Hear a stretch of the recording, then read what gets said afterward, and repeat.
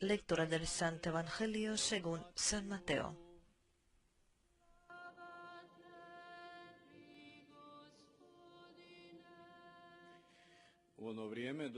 En aquel tiempo Jesús, bordeando el lago de Galilea, subió al monte y se sentó en él.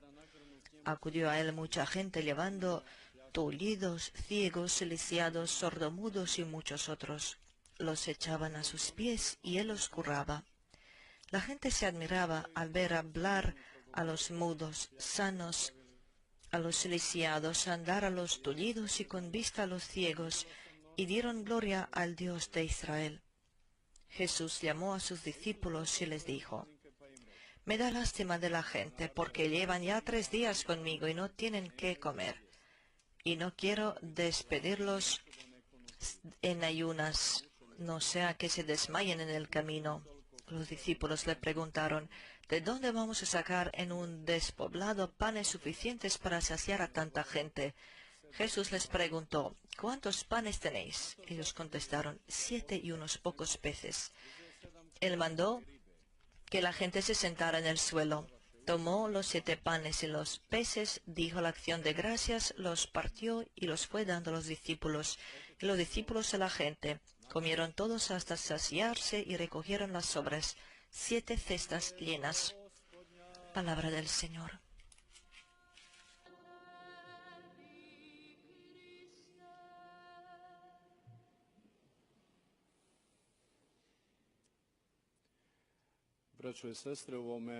Hermanos y hermanas, en este Salmo 23 que acabamos de escuchar, el salmista define de una manera tan preciosa a Dios: el Señor es mi pastor, nada me falta.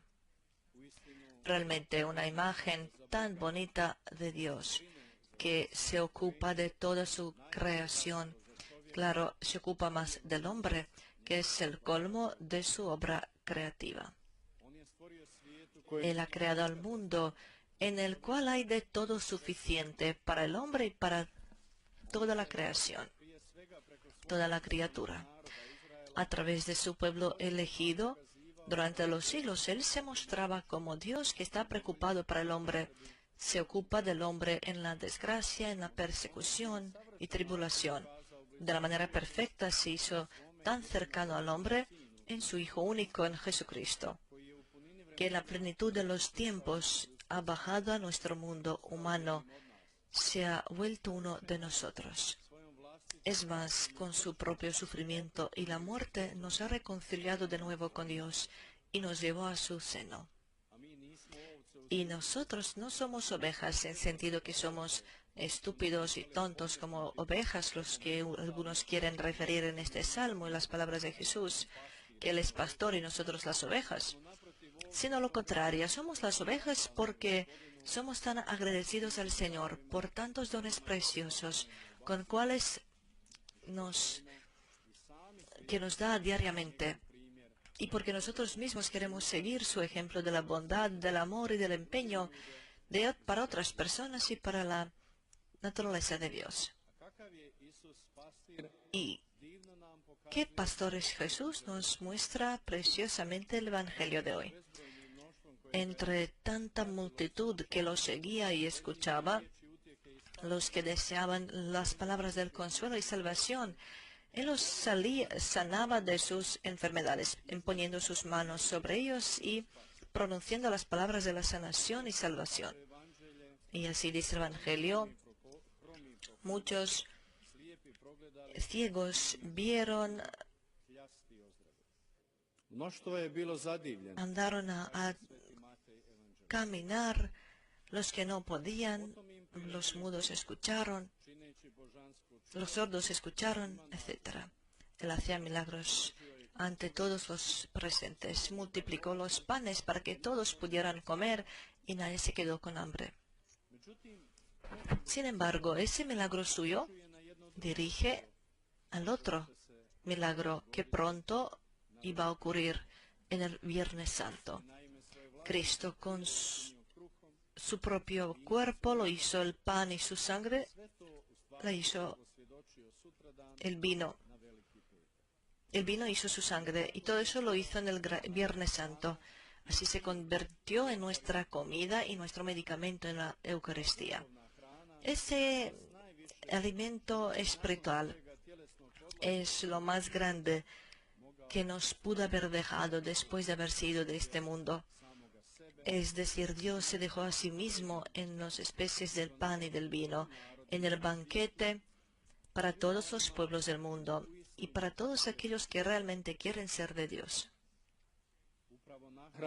Precisamente alimentados con esa comida del cielo, nosotros caminamos por este mundo con mucha valentía, sin miedo, porque esa comida es el sabor, presabor de la eternidad. Ese banquete lo pronunció el gran profeta Isaías en el Antiguo Testamento. Es un banquete de manjares enjundiosos, vinos generosos. Es el banquete de la sangre de Cristo. Isaías dice que el Señor de los ejércitos aniquilará la muerte para siempre. Realmente, solamente en el banquete del cielo, el Señor va a quitar el velo con el cual el profeta marca la miseria y la desgracia, porque la miseria aplastaba a la gente y la aplastará hasta que el Señor no destruya la muerte para siempre. Y la comida, el medicamento para nuestra inmortalidad, recibimos aquí en la Eucaristía, que es la prenda de la futura gloria. Con la Eucaristía se renueva la primera venida de Cristo con todos sus efectos y al mismo tiempo se prepara su segunda venida con todas sus bendiciones. Así también, en realidad, la Santa Comunión es el presabor de la eternidad. ¿Cómo nos acercamos a esa comida para la vida eterna? ¿Con qué alegría y con qué frecuencia vamos a la Santa Misa y comulgamos y comemos el cuerpo de Cristo? Es una pena horrible, ingratitud, rechazar ese don precioso, el más grande que el mismo Dios nos da. Volvamos un poco más al profeta Isaías, el gran profeta Isaías, al que encontramos casi diariamente en este tiempo del Adviento. Dice fuertemente a sus contemporáneos: no tengáis miedo, la victoria final vendrá que Dios ha prometido a todos los pueblos y superará todas nuestras expectativas. Por eso, Isaías, a pesar de todas las desgracias y tribulaciones en esta tierra, no invita a la depresión y desesperanza, sino lo contrario, al canto y gozo. Alegremos, aclamémonos por la salvación. Esa salvación ha venido por Jesucristo. Todos le admiraban y alababan a Dios a través de él. Su misión sanadora no ha terminado, sino él sigue sanando hasta el día de hoy a los millones de aquellos que le abren su corazón y que sinceramente lo invoquen en sus vidas. No hay que engañarse que Jesús va a sanar a todos y que la vida va a ser perfecta a todos. El hecho que alguien es cristiano no significa que su vida será perfecta, sin pérdida, sin tristeza, sin enfermedad. Es más, es lo que nosotros podemos ver cada día. Pero aquellos que creen en Dios, aquellos a cuales Él realmente es su maestro y su líder, no tienen miedo de ningún reto que la vida les pueda dar, ni siquiera a la misma muerte. Nosotros los cristianos creemos profundamente que nuestras enfermedades y sufrimientos nos hacemos más semejantes a la vida de Cristo. Incluso con la propia muerte, nos hacemos semejantes a su muerte. Entonces, así con nuestra resurrección vamos a ser como seguir el ejemplo de la resurrección de Cristo. Y así vamos a mirar su rostro en toda la eternidad. Él es nuestro buen pastor. Él siempre está con nosotros, especialmente cuando es lo más difícil. Él manda a la madre de su hijo precisamente en estos tiempos tan graves, en los tiempos de la desesperanza y distancia de Dios, en los tiempos cuando nos llegan las enfermedades del cuerpo, como este virus últimamente, pero aún más las enfermedades del espíritu y alma, de la división, de la inquietud, de los ataques terrorísticos, en primer lugar a los cristianos.